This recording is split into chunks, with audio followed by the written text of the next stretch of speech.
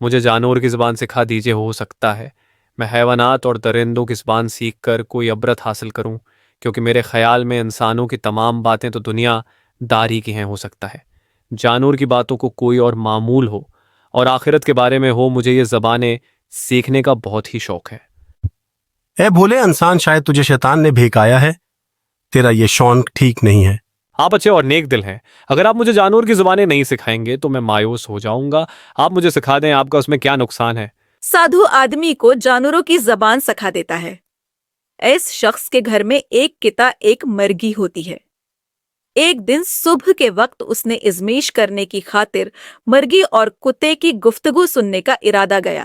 اے ظالم مرگی، تو نے مجھ پر ظلم کیا تو گندم کا پڑا دانا بھی کھا سکتا ہے، چاہے کہ میں زمین پر گرا پڑا گندم کا دانا نہیں کھا سکتا۔ روٹی کا ٹکڑا جو کہ میری خوراک ہے اس کو بھی تو نے کھا لیا۔ یہ ٹکڑا مجھے کھا لینے دیتے تو تمہارا کیا جاتا؟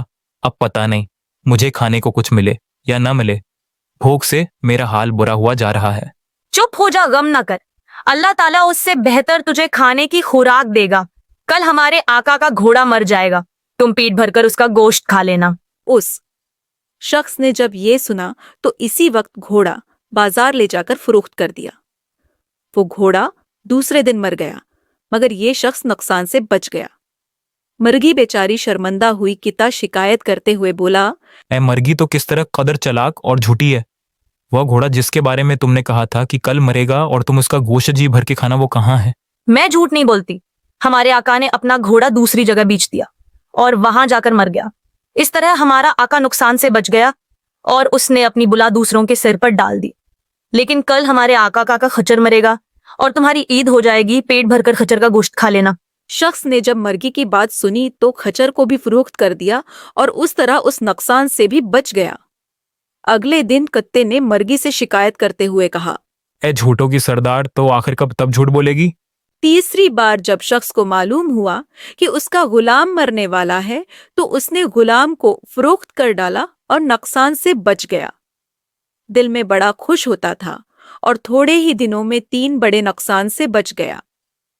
جب سے اس نے جانوروں کی بولیاں سیکھی ہیں، اسے تو فیدا ہو رہا ہے۔ ارے یار، بے شرمی کی حد ہوتی ہے، جھوٹ پہ جھوٹ، جھوٹ پہ جھوٹ، اس کے علاوہ بھی کوئی بات ہے؟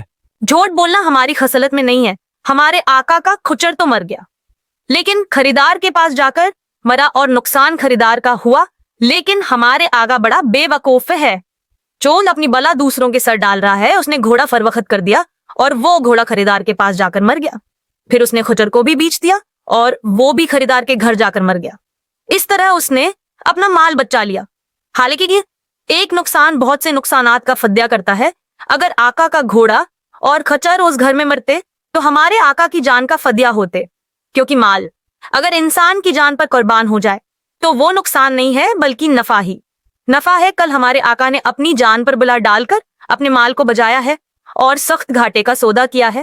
اب میں تمہیں ایک اور سچی بات بتاتی ہوں کہ کل کو یقینا ہمارے آقا خود مر جائے گا اور اس کے دم میں جو لوگ اکٹھے ہوں گے، گھر والے ان کے لیے گائے حلال کریں گے اور وہ طرح طرح کے لذیذ کھانے پکیں گے، اس میں تمہیں بھی بہت کچھ مل جائے گا۔ اس شخص نے جب یہ سنا کہ وہ مرنے والا ہے، وہ جلدی سے فوراً سادھو کے پاس پہنچا۔ اس کی رنگت سرخ ہو چکی تھی اور کہنے لگا، آپ بہت اچھے انسان ہیں، آپ میری مدد کریں۔ مجھ سے غلطی ہوگی ہے، میں نے جانوروں کی بولیاں سیکھنے پر اصرار کیا۔ میں آپ سے معافی مانگتا ہوں، مجھے موت کے منہ سے بچا لیں۔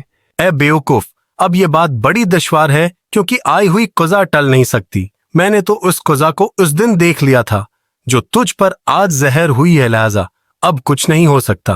تمہاری موت واقع ہونا اٹل ہے۔